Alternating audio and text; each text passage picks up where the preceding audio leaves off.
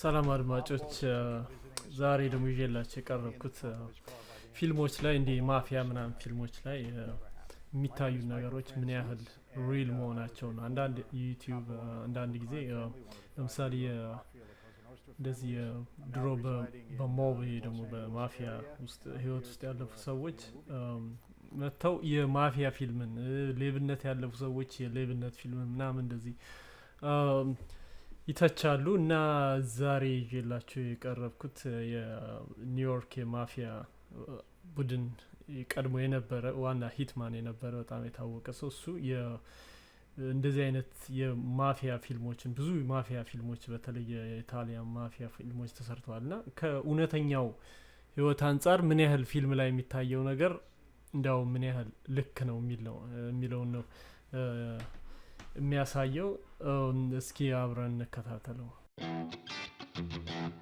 If a mob boss was ever visiting a psychiatrist, he'd be in the trunk of his car by the end of the week, along with the psychiatrist. That would never happen. My name is Michael Franzisi, and I was a former capo in the Colombo crime family, one of the 5 New York Mafia, La Cosa Nostra families.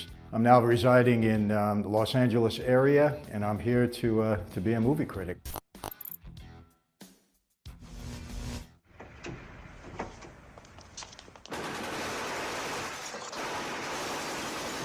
This would never happen. First of all, there's too much work involved in this, you know? You got so many guys, and usually mob hits are not done like that. I mean, they're normally done at close range, small caliber guns and shotguns being used. I never saw anything like this before. I know back in the 20s they used machine guns. Tommy guns was the term back then, but to me this scene seems to be unrealistic. Oh, chi sta facendo? Hey! Easter weekend, eh?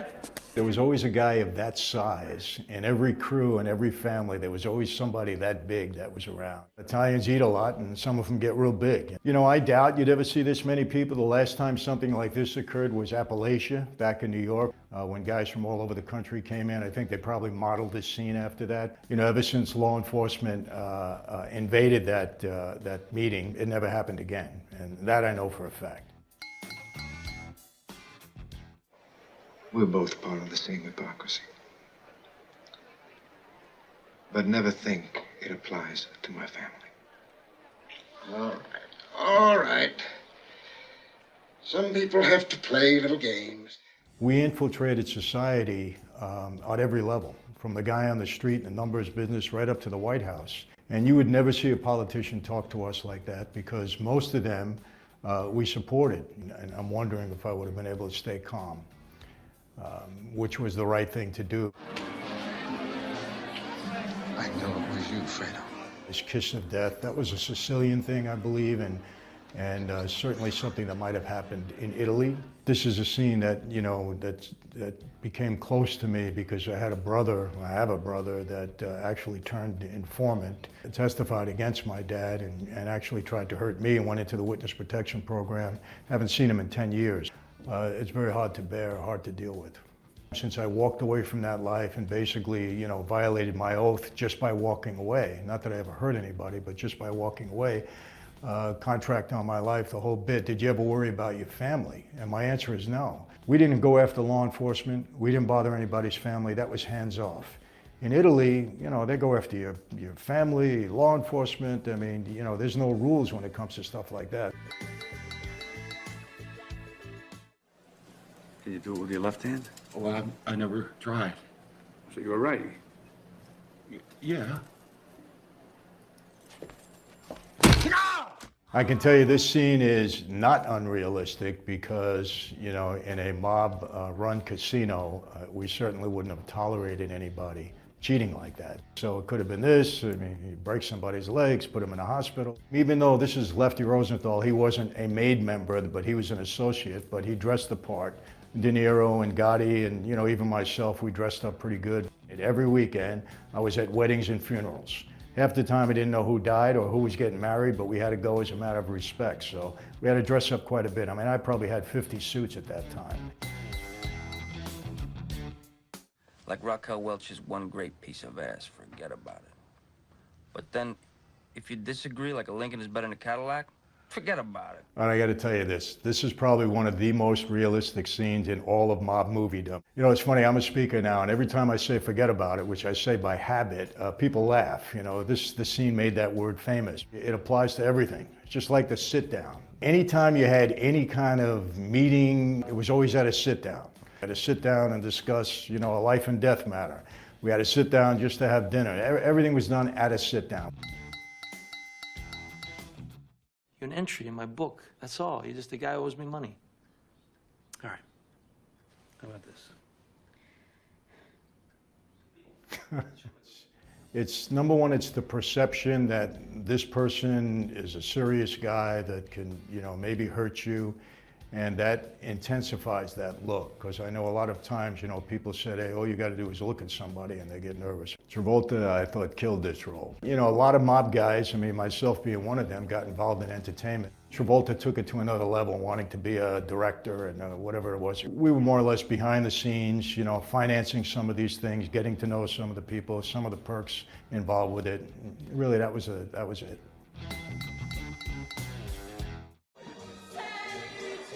And you had Nicky Eyes. What's up, guy? And Mikey Francesi.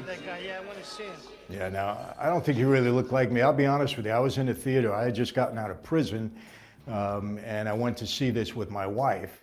And after a few minutes, she looked at me and she said, you know, is this really what you guys did? Is that what your life was all about? And I said to her, honey, come on, it's a movie. They make things up, you know, don't pay attention. No sooner do I say that than they introduce my character, and she looks at me and I said, come on, we got to go. And I walked out because I didn't know why they put me in. It was a different crew. It's Frankie the Wop. Freddie No Nose. People say, well, how'd you come up with those nicknames? You know, like there was a guy that we called Chicken Head, and the reason we called him that because he used to shoot the head off of chickens when he was practicing his marksmanship. You know, he had Benny Eggs. Well, why'd you call him Benny Eggs? Well, he liked eggs. He ate them all the time. So we weren't really original with the names. We had Fat Tony Salerno. Why'd you call him Fat Tony? Well, he was fat. What do you mean funny? Funny how? How am I funny? Not just... You know, they made Henry out to be a lot more significant in the life than he really was. He was just a lost soul. He always had a drug problem, alcohol problem. For me, Joe Pesci is the best portrayer of any mob guy. You know, he was around street guys. He knew guys on the street, and he just had it down so perfectly. Hey, put your eyes up. How about this? You know, most of the local police, they didn't bother us. You know, it was really the FBI and, you know, investigative agencies like that, especially the feds. I doubt if anybody, even though he was protecting his son, would ever come right out front like that and look to put people on Front Street, so to speak. Front Street, in other words, you're telling the police that, you know, one of these guys might be guilty of doing something. So you're actually, you know, in mob terms, you're becoming a rat or a snitch, and, you know, you'd pay a price for that. Here's about $30. It's all he's got on him, Michael. Where's the rest? Yeah, where's the rest? Well, I bought a few rounds of drinks over here while I was waiting. You know, this whole shylocking scene, you know, very accurate. Shylocking, loan sharking, you know, basically lending money at usurious rates. And everybody that was in that life was in that business that had any money. You know, he plays these roles good. I think today, you know, the way De Niro's acting, he thinks he really is a mob guy, you know. It's kind of permeated his whole being and his character.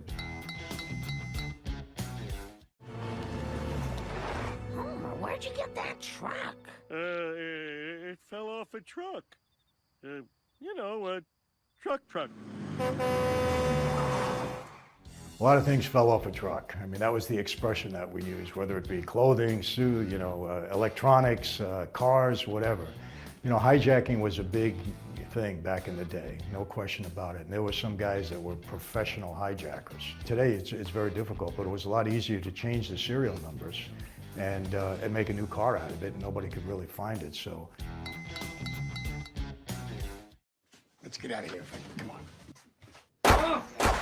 You know, I'm a little bit jaded when I look at this film, only because I know that the Sheerhan story is fiction. I mean, he didn't kill Hoffa. I didn't know Jimmy Hoffa personally, but it was during my time. but I do have insight into, you know, what really happened there. He was a hot-headed guy, and he was one of the most powerful guys in the country at that point. Remember this, you control the Teamsters in a big way, you control the country.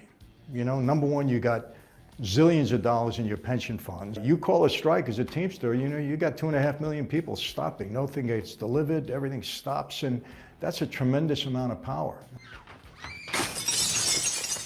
The Joey Gallo killing, that was, because I know, you know, for a fact what happened there. Like I said, that was our time, and, you know, I was in the middle of that. I wasn't a shooter, don't get me wrong, but I knew it was our family.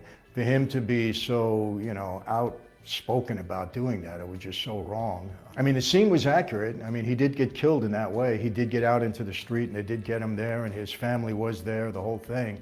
But Sheehan wasn't the shooter.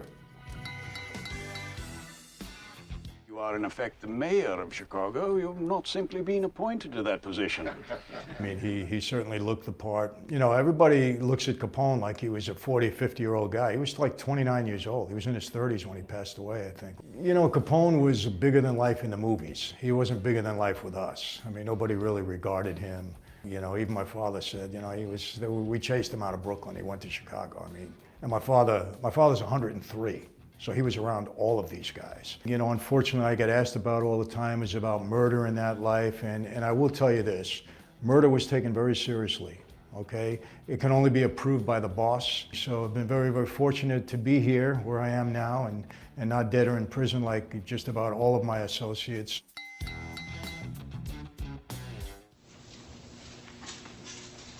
If a mob boss was ever visiting a psychiatrist, he'd be in the trunk of his car by the end of the week, along with a psychiatrist. That would never happen. Don't do it! No, don't do it! My arm! There's no way in the world, if a mob boss hit anybody, that guy would come back at him. No way, especially in front of all. If he did, you don't ever raise your hand to a made guy, no matter who you are. You raise your hand to a made guy, you're dead. And so, and they know that. So this is not a realistic scene. So David Chase gets in touch with me through a friend of mine, Jack Gilardi at ICM, and he says, look, I'm doing this series for Fox, and we want you to be involved as a consultant. And I said, you know, I'm on parole and all this stuff. So I turned it down. That's how smart I am, right? The Sopranos. But I always wondered why he contacted me. In my house back in the 60s when it was being built, the government, the FBI, installed a bugging device. They had it in the kitchen of our house, and they picked up a lot of the conversation on a daily basis. And I am telling you that Tony Soprano's mother was so much like my mother. You know, maybe he got the Freedom of Information Act, maybe he did something, but he got a hold of that surveillance tapes, and he patterned that woman on my mother. And I said, I'd tell you, I would almost stake my life on it. I've never had a chance to talk to him about it. One other thing, though.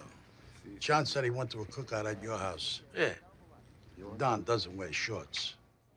That's not true at all. I mean, I saw, you know, on a hot summer day in Harlem, you know, guys would sit out in front of their social clubs and they'd be in shorts, even the boss. I mean, you know, that's not true.